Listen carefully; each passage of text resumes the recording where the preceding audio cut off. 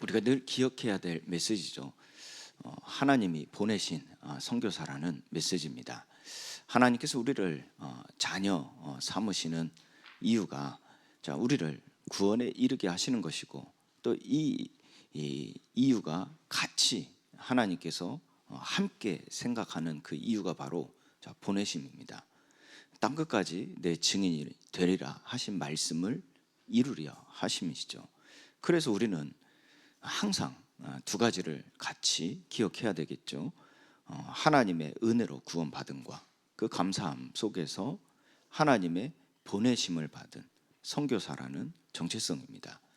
이 사실을 가지고 우리가 끊임없이 소망을 가지고 도전해야 될 게 있습니다. 우리가 세상 속에 살아갈 때 육신적인 부분도 마찬가지죠. 우리는 끊임없이 꿈을 꾸고, 끊임없이 우리는 그 일을 힘을 내어 도전하는 것이죠. 어릴 때부터 노년에 이르기까지, 죽음 앞에 설 때까지 사실은 육신적인 것도 이와 같아야 우리는 생기가 있는 겁니다. 우리가 이 생기가 없는 것은 이 꿈을 잃어버렸기 때문에, 우리에게 소망을 잃어버렸기 때문에, 소망이 없기 때문에, 우리가 도전하지 않기 때문에 생기를 잃어버리는 겁니다. 그래서 살면서 이 생기를 잃어버리게 되면 결국은 병들게 됩니다. 그래서 하나님 우리에게 복음을 깨닫게 하실 때 하나님의 말씀을 믿게 하시죠. 그래서 복음을 깨달은 자들이 하나님의 말씀을 믿는 믿음에 이르게 되어집니다. 그 말씀을 믿는 믿음에 이르게 되어지면, 요엘서에서도 기록되어 있고 베드로가 사도행전 2장에서 설교할 때 말씀에서도, 사도행전 2장에서도 그렇듯이 하나님의 말씀을 믿는 믿음이 이르게 되어질 때 하나님의 영이 우리에게 임하였음이 증거됩니다. 그 증거가 바로 예언이죠. 그리고 환상이죠. 그리고 꿈을 꾸는 겁니다. 그 꿈은요, 죽음이 그 꿈을 막지 못했어요. 핍박과 박해, 환난이 그 꿈을 막지 못했어요. 결국은 그것은 인간의 의지를 넘어서 하나님의 영이 이끌어 가시는 증거였죠. 우리가 영적인 존재로서 육신의 삶을 산다는 것은 이와 같습니다. 이걸 놓칠 때 우리는 병들게 돼요.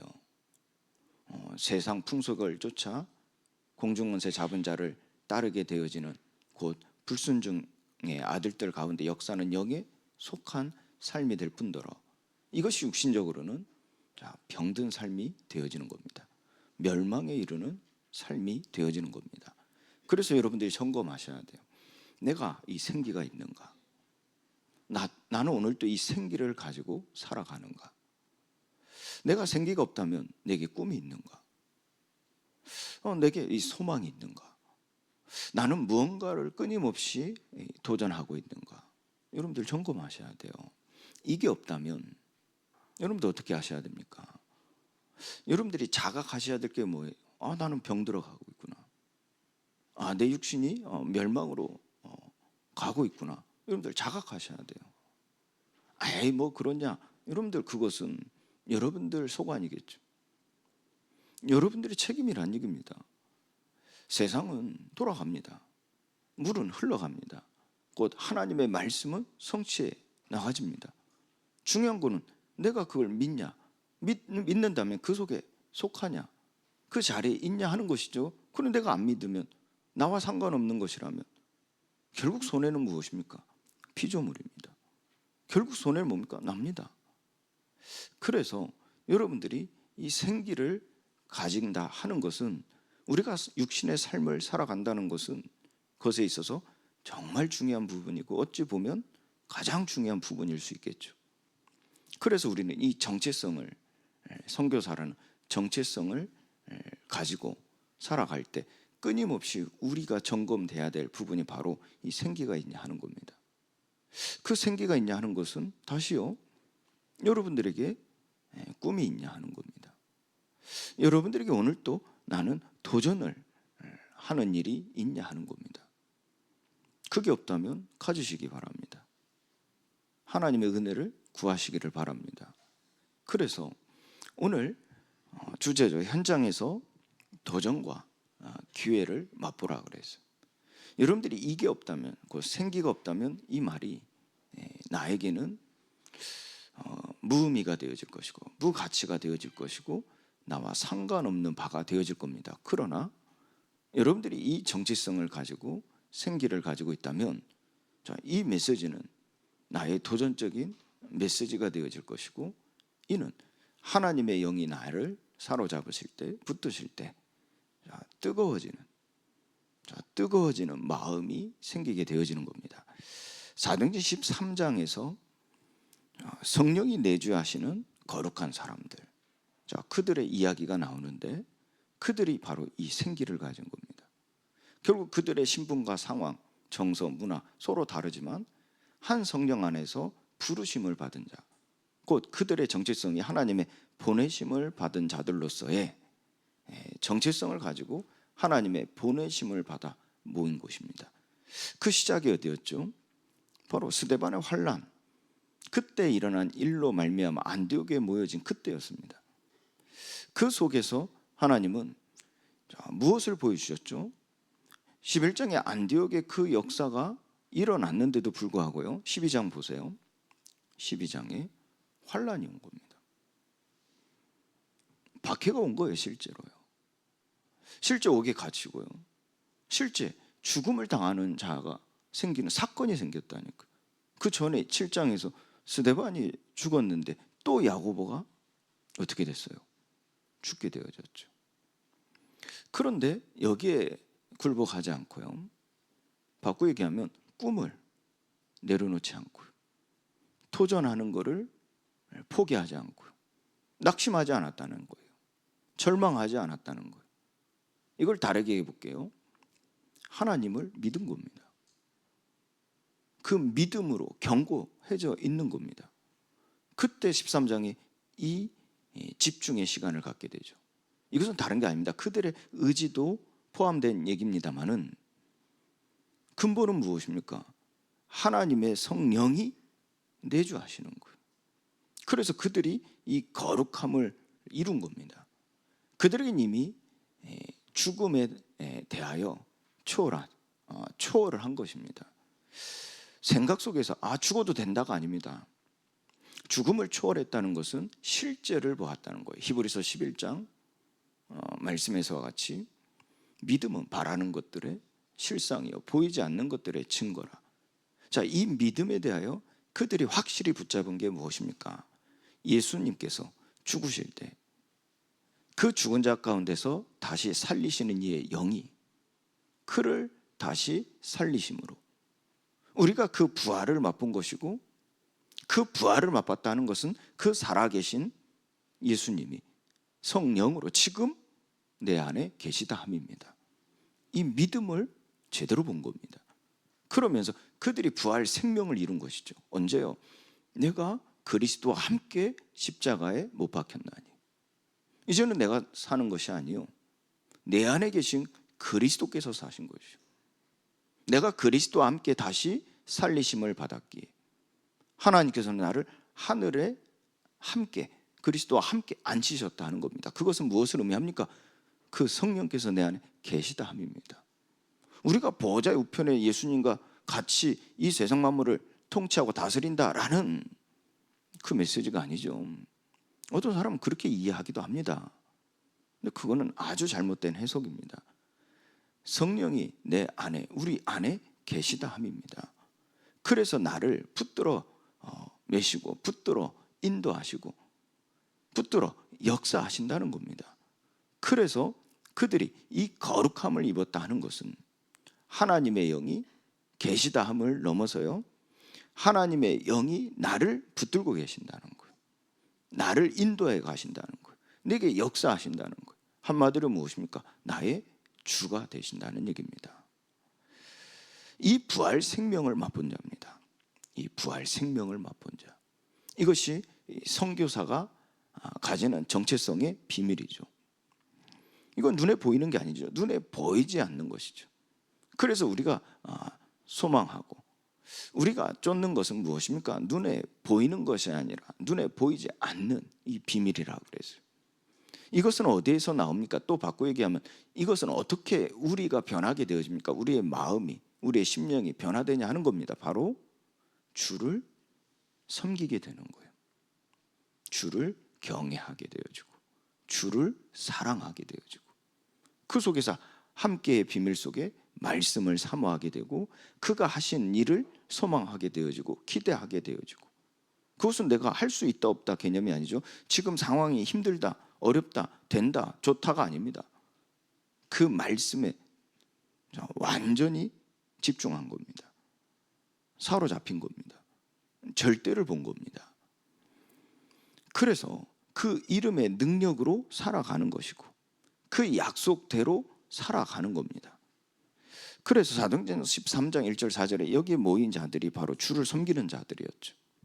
그래서 성령의 명령을 받은 자들이고 성령으로 인치심을 받은 자들이고 또 성령의 보내심을 받은 자라는 겁니다.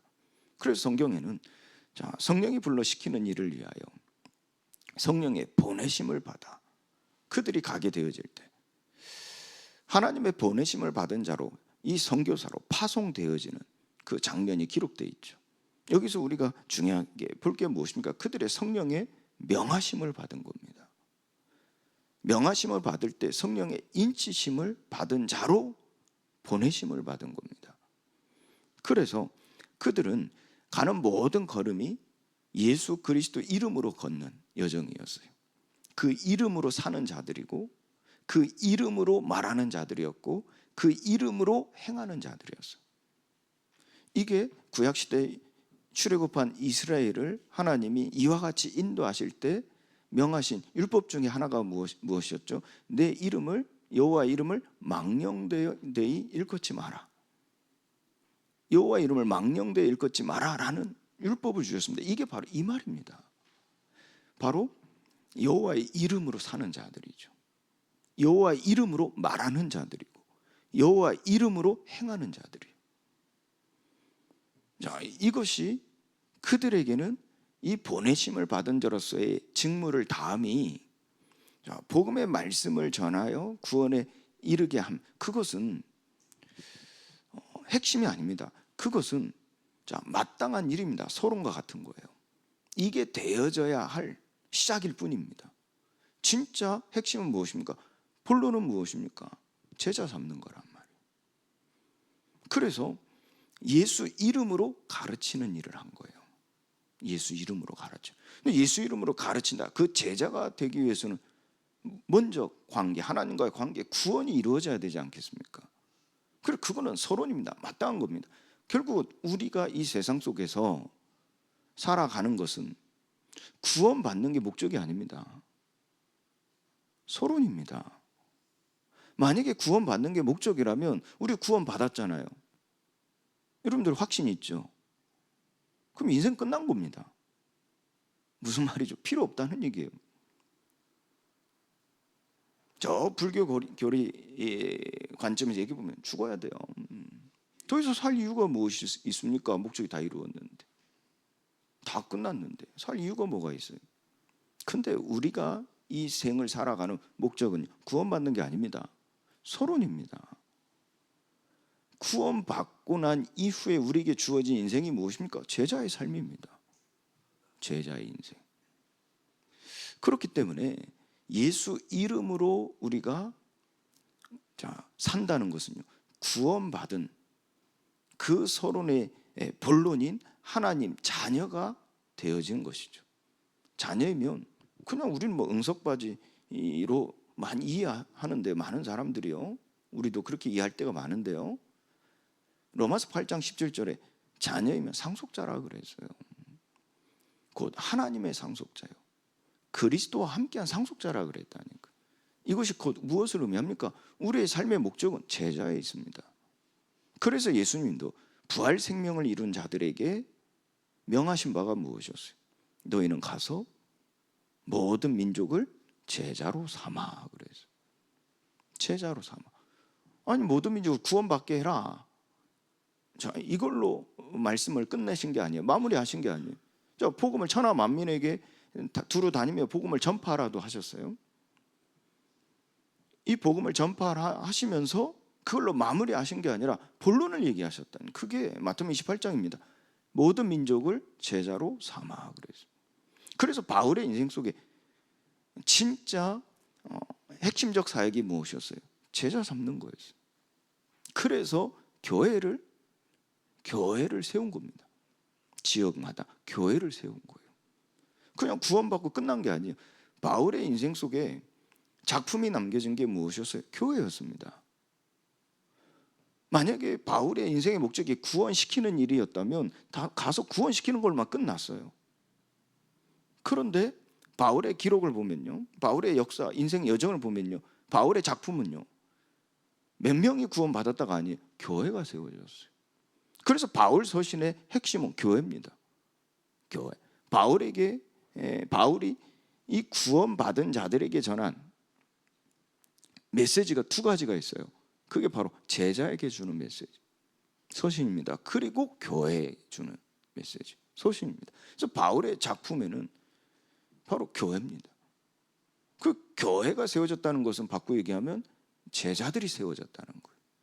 그래서 제자들이 세워질 때 교회가 세워지는 거예요. 교회가 세워졌다는 것은 제자가 세워졌다는 거예요. 그래서 여러분들이 스스로를 점검해 보세요. 스스로를 점검해 보세요. 내가 하나님의 제자로 산다는 것은 교회가 세워진다는 거예요.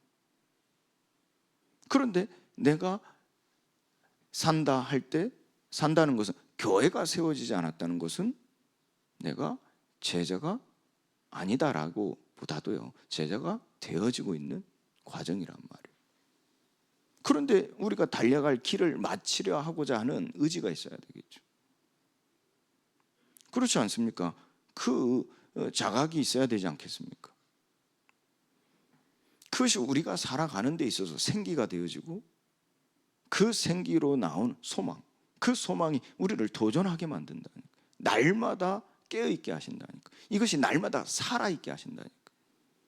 그걸 지난주에는 역설적으로 표현한 게 무엇이었냐?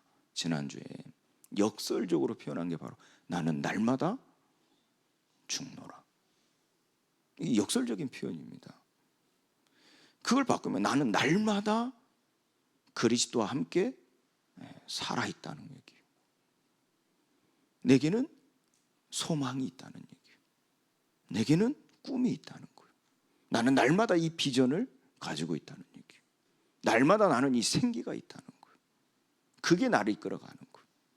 그게 나를 저 사망의 길에서 끌고 가시는 거예요. 끌고 가는 거예요. 나를 저 지륵 같은 어둠 속에서 이끌어가는 거라니까. 나를 그 사로잡힘에서, 심지어는 감옥에 들어갔잖아요. 근데 보세요, 성경에는 어떻게 표현되어 있냐면 하나님께서 주의 사자를 보내서 옥문을 여셨다 그랬어요. 그들에게 묶여있는 착고를 다 푸셨다 그랬어요. 그리고 그들이 풀려졌을 때 어디로 갔죠? 주의 꿈을 향해서, 그 소망을 향해서 나아갔다니까. 이처럼 우리의 삶 속에서요, 하나님께서는 우리를 보내신 받은 자로서, 곧 선교적 교회로서 세워가신다는 거예요. 여러분들 이 메시지를 계속 묵상하시면서 이해하셔요. 처음에 선교적 교회라는 이 메시지를 가지고 함께 소통할 때, 여러분들이 이 메시지가 없을 때는 이해가 잘 안 됐단 말이에요. 소통이 잘 안 된단 말이에요. 그런데 여러분들 이 배경, 지금 쭉 훈련을 받아오고 메시지를 받아오니까 이 선교적 교회라는 메시지가 담겨질 겁니다. 이것이 사도행전에 기록된 증거요, 사도행전에 기록된 그 증거가 현실이 되어지는 것이 바로 전도자의 삶이란 말이에요. 그것은 선교적 교회로서 세워지는 것이죠. 그래서 여러분들이, 우리 교회가 이 비전, 꿈을 제가 꿈을 가졌다라고 하지 않고 비전이다 이렇게 잡은 이유가 있어요. 비전은 우리가 미리 앞서 보는 것입니다. 그 말을 바꾸고 얘기하면 하나님이 이루신다는 얘기예요. 그래서 우리가 10년의 비전 속에 35 치교회를 꿈꾸는 겁니다. 그곳에는 35의 지역 제자, 아나니아와 같은 지역 제자가 세워진다는 거예요. 그래서 저는 기도하는 게 35 지교회를 기도하는 게 아니라 35 제자를 놓고 기도하는 거예요. 그래서 지금 그 한 명 한 명을 세워가는 겁니다. 이제는 여러분들이 보이셔야 돼요. 왜 목사님 나를 위해서 기도 안 해주시냐? 왜 목사님 나를 제외하시냐? 아닙니다. 바울은요, 빌립보서 3장 말씀에 보면 그리스도께 발견되기를 원했다 그래서 발견되기를 원해. 여러분들이 발견돼야 돼요. 여러분들이 하나님께 발견되는 것이 곧 이 교회로 부름받은 목회자에게 발견되는 거거든요. 근데 무엇이 발견돼야 됩니까? 뭐 좋은 것을 많이 가져다 주는 그게 아닙니다. 여러분들에게 제자로 서는 거예요. 여러분들이 바로 이 소망을 갖는 거예요. 이 꿈을 갖는 거예요. 그러면서 여러분들 하루하루가 이 하나님의 자녀로서 이 생명운동, 복음운동, 제자운동에 동참하는 것이라니까. 쉬운 말로요. 여러분들 모든 훈련 속에 들어와 보세요. 그게 발견되는 겁니다. 모든 훈련 속에 들어와 보시라니까. 여러분들 그 모든 훈련 속에 다 들어갈 수 없다. 그럴 환경이 여러분들에게 있지 않습니까? 자, 모든 훈련 속에 들어간다 하는 것은 제가 다니는 모든 이 훈련 속에 다 동참하라. 일주일간의 모든 사역 속에 동참하라. 뭐 그것도 뭐 맞는 얘기지만은 다 그게 아니라요. 여러분들 예를 들어서 새벽 기도다. 여러분들 진짜 뭐 어쩔 수 없는 상황, 몸이 아프거나 뭐 어쩔 상황 아니거든요. 그 새벽 제단을 쌓아 보시라니까. 그게 다른 훈련을 여러분들이 환경상, 시간상 참석하지 못하면 새벽 제단을 쌓아봐요. 인터넷으로 말고요. 여기 와서 그겁니다. 그게 발견되는 겁니다. 여러분들이 예를 들어서 이 수요일 날 지교 예배다. 사실 이제 이 전도 훈련이거든요. 그 훈련에요. 계속해서요. 단을 쌓는 겁니다. 그게 발견되는 겁니다. 그게요. 여러분들 그게 또 여러분들 지역 교회가 우리가 세워진 지역 교회 그곳에 계속해서 동참한다, 훈련 받는다. 그게 단을 쌓는 것이라니까. 근데 그게 앉아서 메시지만 듣는 것이 다가 아니죠. 함께 이루어가는 것이라니까. 그 일이 있단 말이에요. 자, 이처럼 여러분들 이 단을 쌓는 게 그리스도께 발견되어지는 것이라니까. 그러면 하나님은 그것이 우리에게 주어진 삶이란 말이에요. 하나님께서 우리에게 주신 삶, 그 삶 속에서 하나님은 그 뜻을 이루어 가시는 거예요. 그래서 제자가 되게 하시고 그 제자를 통해서 교회를 이루어 가신다니까. 그래서 여러분들 꿈을 꾸시기 바랍니다. 무엇을 가지고? 비전을 가지고. 그런데 그 비전은 언약이 있다는 말이에요. 언약. 그 언약 속에서 보게 되어지는 비전이라 그랬어요. 자, 그러면 그 가는 걸음 속에 하나님은 예수 그리스도의 이름의 능력을 나타내신다 그래요. 그게 성경의 기록입니다. 특히 사도행전에 기록된 말씀입니다. 우리 새벽에 지금 사도행전을 좀 쭉 이어보고 있단 말이에요. 사도행전을 지금 7장까지 왔죠. 7장까지. 자, 이 사도행전을 통해서 보여지는 능력이 무엇입니까? 이 거짓 선지자들. 이 사도행전 13장에서 막 바로 이들이 보내심을 받아 만난 곳이 어디였습니까? 거짓 선지자가 왕노릇하는 곳이었습니다. 그가 하나님을 대적하여 그래서 대적하여. 자, 그런데 여기서 그들이 이 마술사 싸운 게 아닙니다. 이 거짓 선지자와 맞붙은 게 아닙니다. 이들이 성령의 충만함을 얻어. 성령의 충만함을 얻은 겁니다. 이는 곧 그들이 이들과 맞선 게 아닙니다. 제자가 되어졌어요. 그리스도의 제자. 그래서 우리는 저 사회주의자처럼 뭐 정치하는 사람들처럼 이 사회에 우리가 아무리 다르다, 아무리 우리를 뭐 이렇게 압박을 한다 할지라도, 교회를 압박한다 할지라도 맞서 싸울 게 아니에요. 우리는 성령의 충만함을 입어야 돼요. 곧 그리스도의 제자가 되는 겁니다. 그랬더니 하나님께서 대적을 결박하셨다니까요. 그랬잖아요. 하나님 대적을 결박하셨다니. 그의 눈을 멀게 만들어 버리셨어요. 그래서 그의 주인, 곧 마술사는 귀신 들린 사람이라면 곧 이 그가 섬기는 주가 있다는 말이에요. 하나님께서 그 역사하는 영을 쳐버리시니까 그가 주인을 잃어버리니까 방황하는 거예요. 그게 이제 눈이 앞이 안 보인다는 해석이죠. 뭐 실제 눈에 안 보이기도 했고 그 의미가 바로 그가 주인을 잃어버린 거예요. 그런 눈이 안 보인다는 건 주인을 찾고자 하는데 앞이 안 보이니까 주인을 못 찾는 겁니다. 그랬더니 더 이상 그에게서 능력이 나타나지 않죠. 자, 주의 손이 그 위에 임하였다 그래서 무슨 말이죠?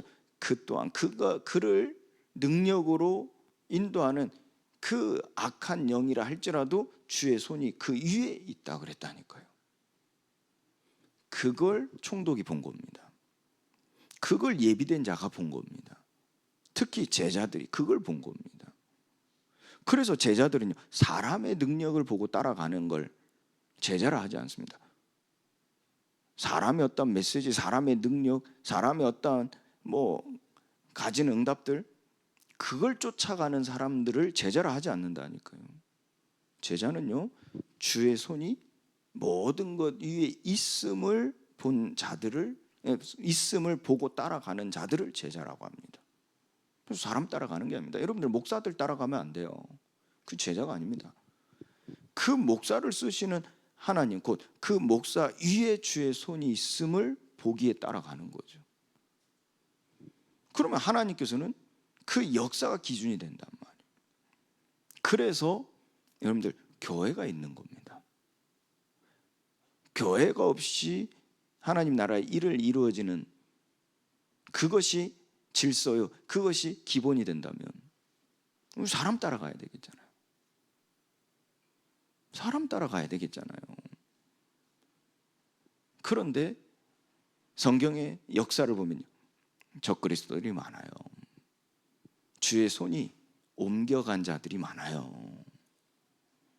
그렇기 때문에 하나님은 사람을 쫓아가는 게 아니라 교회를 따라가게 하는 거예요. 교회. 그래서 이게 또 이제 부작용도 있어요. 바꾸고 얘기하면 사람들이 이걸 남용하는 것도 있어요. 그래서 이 교회를 지킨다고 막 목사 쫓아내고 장로 쫓아내고 막 그러기도 하죠. 자, 이게 이 사탄이요, 그러니까 어디든 어떻게든 막 이렇게 역사하고 막 속이고 무너뜨리고 파괴시키고 하거든요. 그래서 우리는 끊임없이 어떻게 해야 돼요? 두 가지입니다. 성령 충만, 그리고 그거와 같은 말이죠, 제자가 돼야 돼요. 그리스도의 제자가 돼야 된다니까. 그래서 눈에 보이는 이 세워진 목회자, 이 제자가 돼야 되는 거예요. 그리고 또 그 현장에 사역자들 있죠. 그 현장의 일을 위하여 세움 받은 사역자입니다. 기름 부어 세운 자들입니다. 그래서 사역자의 제자가 돼야 돼요. 이 흐름이 질서라 하는 거예요. 질서라. 하나님의 약속대로 모든 일이 이루어집니다. 그래서 안디옥에서 전한 언약의 여정이 이스라엘을 위하여 세우신 구주, 곧 예수께서 이방인의 빛이 되셔서, 자, 이 흐름 속에서 하나님의 약속이라 그랬어요. 이 흐름 속에서 하나님의 보내심 받은 자들의 걸음이 있는 겁니다. 그래서 이 스데반의 환란 때 안디옥에 모여서 그곳에서 주의 손이 함께 하신 걸 맛본 자들이 꿈을 꾸게 되어지죠. 자, 비전을 본 것은 천하가 기근이 들어서요, 완전히 망할 때, 완전히 망할 때, 그 현장에 사람들이 고통을 당할 때 이 안디옥에 모인 자들을 통해서 그들을 구원에 이르게 하죠. 그럼 비전을 보게 하시는 겁니다. 그러면서 하나님은 이 사도행 13장의 1절에 4절에 이 사람들을 통해서 이제 지역으로 보내시지 않습니까? 흩으시지 않습니까? 그래, 그 흩어진 현장에서 하나님은 언약을 성취해 가십니다. 그때 하나님은 이들을 위하여 세우신 언약, 그 언약이 어디를 향해 가게 하시죠? 이스라엘을 위하여 언약을 세우신 곳으로 향하게 하시고, 또한 이스라엘을 위하여 세우신 언약이 어디를 향하여 향하게 하십니까? 곧 땅끝, 천하 만민을 위하여 향하게 하십니다. 그래서 오늘 또 이 복음은요, 나를 위하여 하나님이 세우신 은혜의 복음이고, 나를 향하여 세워진 이 복음이 내게 임하였다면 내 가정, 지역을 향하여 이 복음이 나가게 하시고, 그 지역과 이 가정에 복음이 들어오면 그 복음은 또 이 시대를 향하여, 땅끝 만민을 향하여 나아가게 하신다는 겁니다. 그래서 그곳에 이방의 빛으로 구원자 예수를 전하게 하시죠. 그래서 땅끝까지 이 구원하게 하신 약속을 붙잡은 제자들의 기쁨과 성령이 충만했다 그래서, 상황은 안 그런데 기쁨과 성령이 충만했다 그랬어요. 자, 그러면서 14장이 이어지죠. 거기서 복음을 전하게 되지 않습니까? 여기서 키가 그들이 제자들과 함께 오래 있다 그러셨어요. 첫 번째 이고니온에서의 전도하죠. 그들이 유대인의 회당에 들어가서 자기 은혜의 말씀을 전하는데요, 여기서 이제 무리가 나눠지는 겁니다. 이들을 따르는 자와 기존의 유대인들을 따르는 자들, 이 무리가 나눠지죠. 근데 이게 나중에 이제 이게 대적자가 되지 않았습니까? 핍박자가 되지 않았습니까? 너무나 이제 이 핍박이 심하니까요, 이들이 이제는 어디로 갑니까? 루스드라로 옮겨갑니다. 자, 도망하여 루가오니아 성 루스드라와 더베아 그 근방으로 가서 거기서 복음을 전하였다 그랬죠. 자, 거기서 전도할 때 누구를 만났습니까? 나면서 걷지 못한 자, 이를 만나면서 그에게 복음을 전하는데 중요한 겁니다. 지식적으로 전달한 게 아닙니다. 우리가 뭐 사명 가지고 복음 전해야 된다는 사명 가지고 전한 게 아닙니다. 여기서 중요한 대목이 무엇이냐면 구원받을 만한 믿음을 가진 자를 찾은 겁니다. 그래서 이 나면서 앉은 뱅이, 걷지 못한 자를 보고 구원받을 만한 믿음을 가진 자인가를 확인한 겁니다. 그 방법이 무엇이었죠? 다른 게 아닙니다. 그 동기를 가진 게 아닙니다. 핍박자 예수를 전한 겁니다. 핍박자 예수.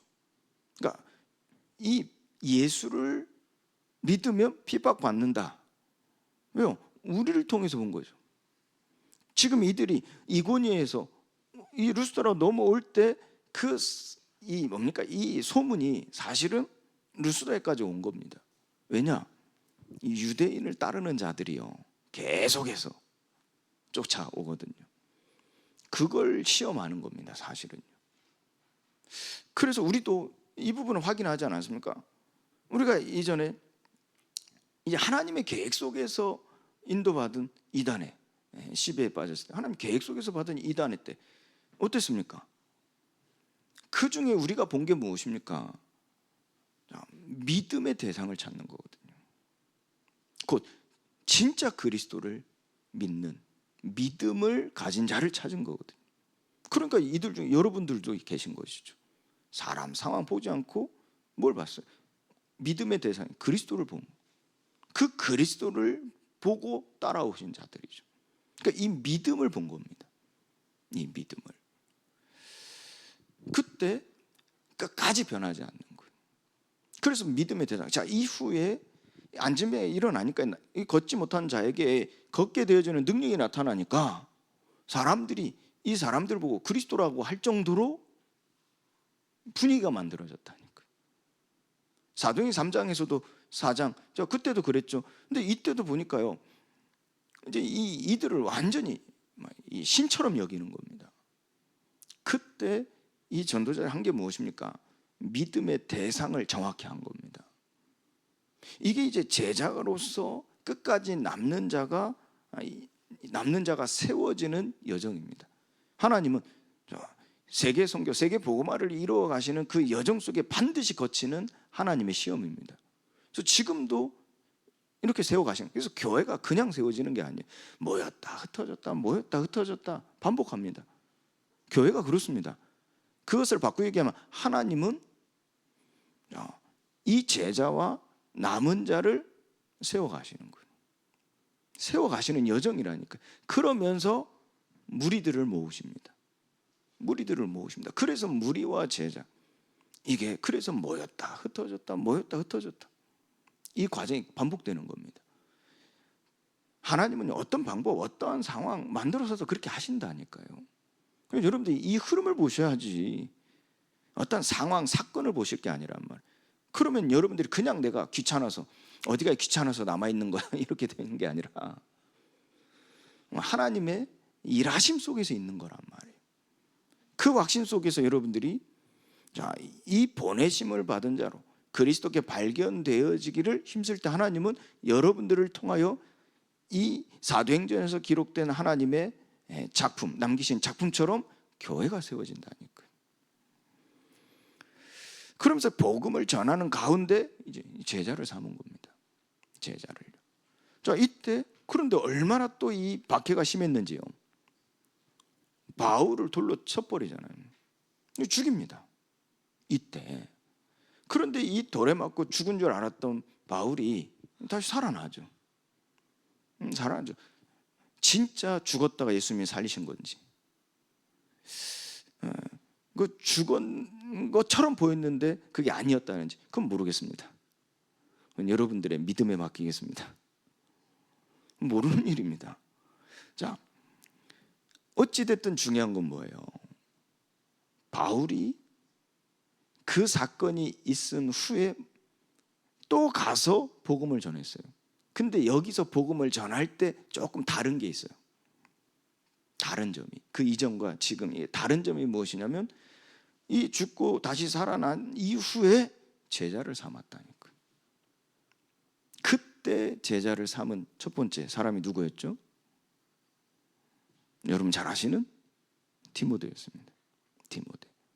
그때도 디모데에 대해서 소개할 때도 무엇을 얘기한 줄 아십니까? 그 부모를 봤다, 조부모. 그 부모를 봤다 할 때 그 부모에 대하여 표현한 바가 무엇이었어요? 믿음.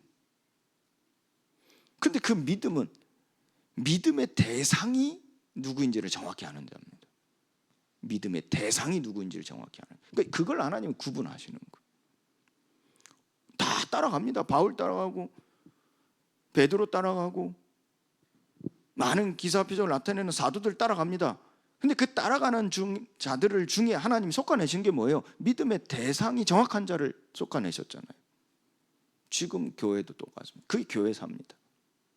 결국 남은 자는 좀 특별한 상황 속에서 하나님의 일하심, 특별 사역이고요.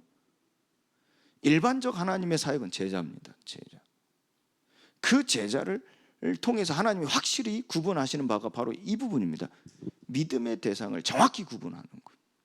믿음의 대상을요. 그래서 이 바울이 그때 그리스도를 믿는 믿음에 머무는 자가 되라 그랬어요. 그리스도를 믿는 믿음에 머무는 자로 세운 겁니다. 그래서 그 믿음을 견고히 한 거죠. 그러면서 한 얘기가 무엇이었어요? 너희가 많은 환난을 겪을 것이다. 그 얘기를 했잖아요. 14장에서요.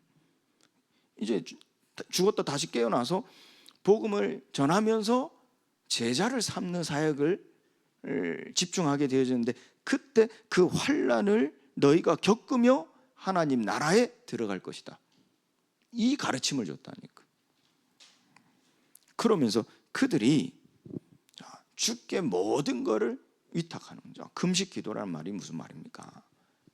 모든 걸 주께 위탁하는 거예요. 내 생사도, 내 화복도, 나의 가정도, 자녀도, 나의 산업도, 나의 모든 것, 그리고 내게 맡기니 이 보내심 받은 그 현장, 모든 현장 주께 위탁하는 거예요. 예수님이 보여주신 가르침이었죠. 70회는 부르실 때 어떻게 말씀하셨어요? 가르치셨어요? 다 버리고 오라 그랬어요.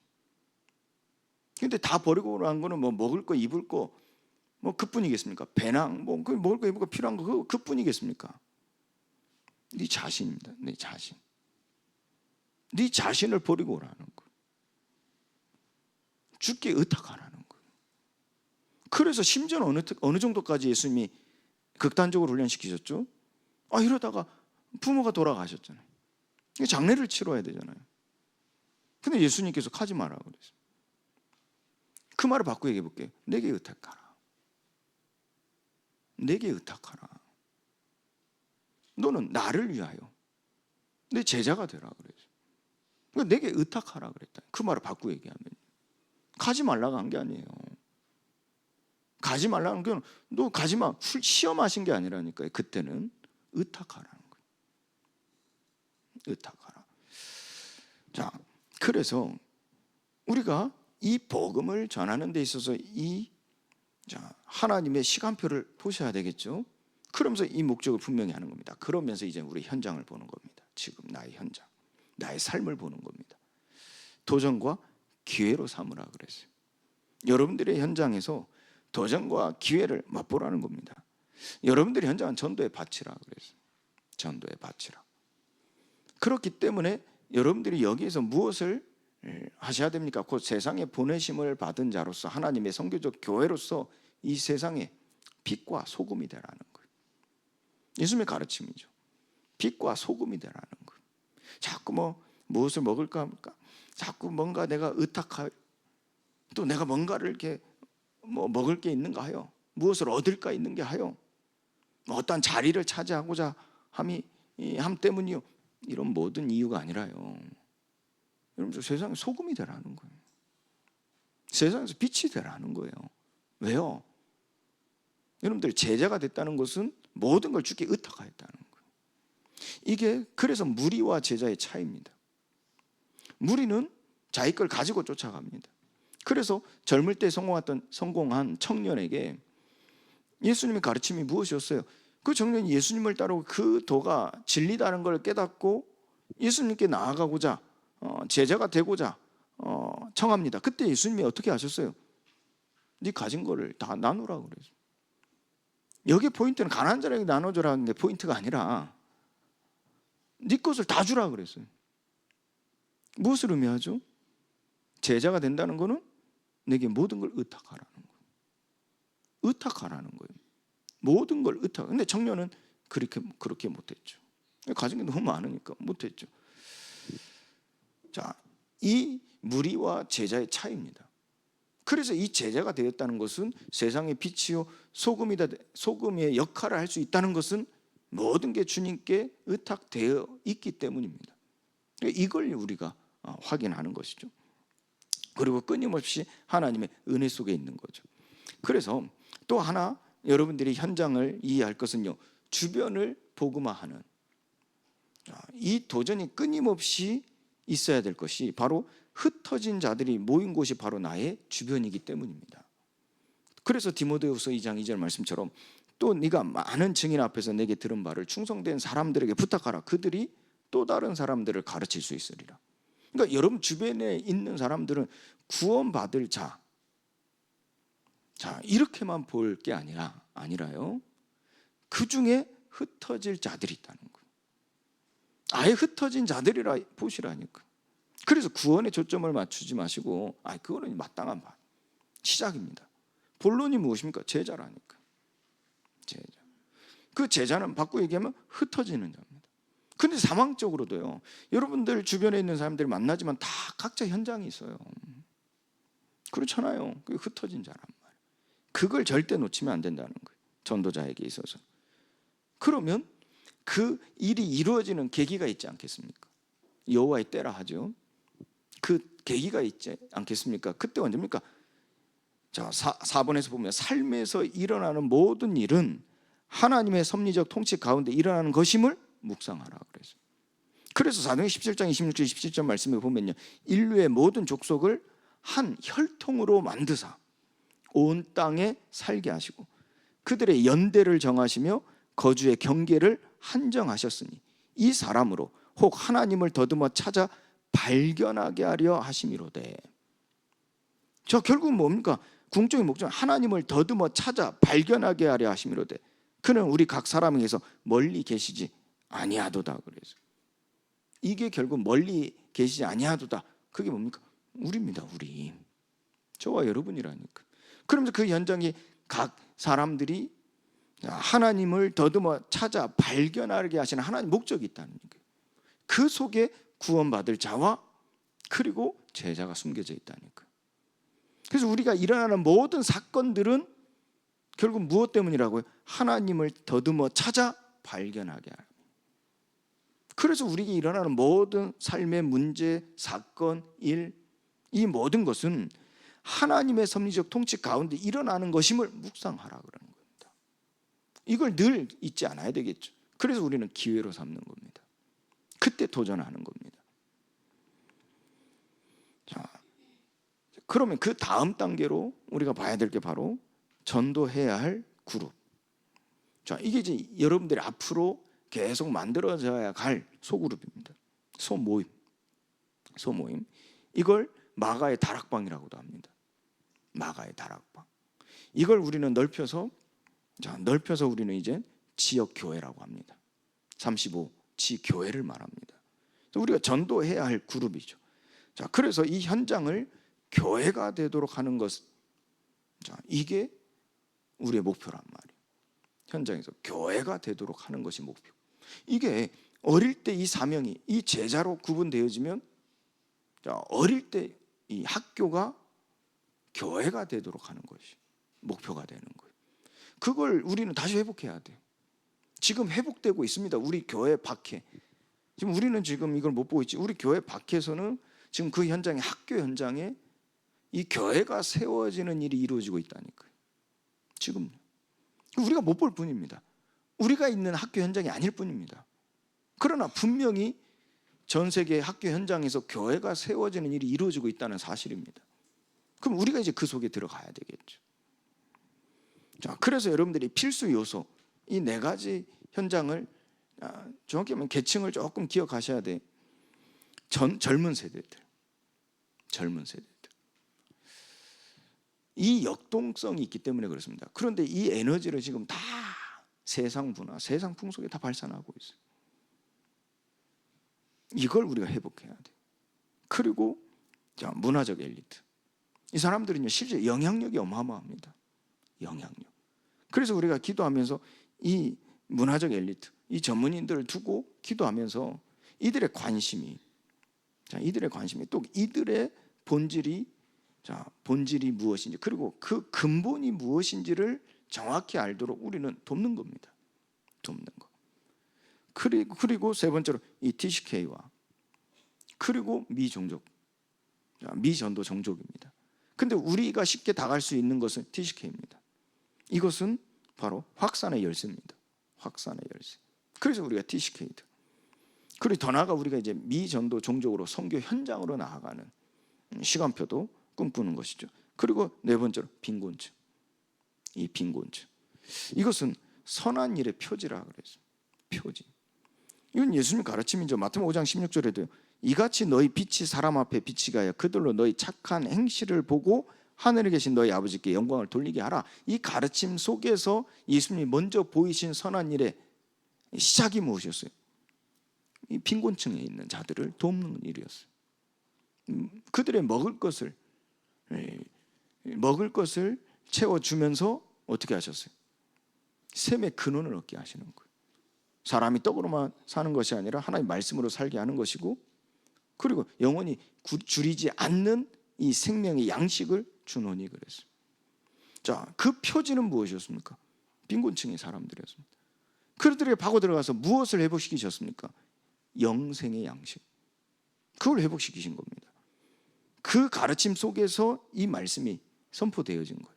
그리고 베드로전서 2장 12절 말씀에 너희가 이방인 중에서 행실을 선하게 가져 너희를 악행한다고 비방하는 자들로 하여금 너희 선한 일을 보고 오시는 날에 하나님께 영광을 돌리게 하려 함이라. 여기서 선한 일은 바로 빈곤층을 돕는 사역이었습니다.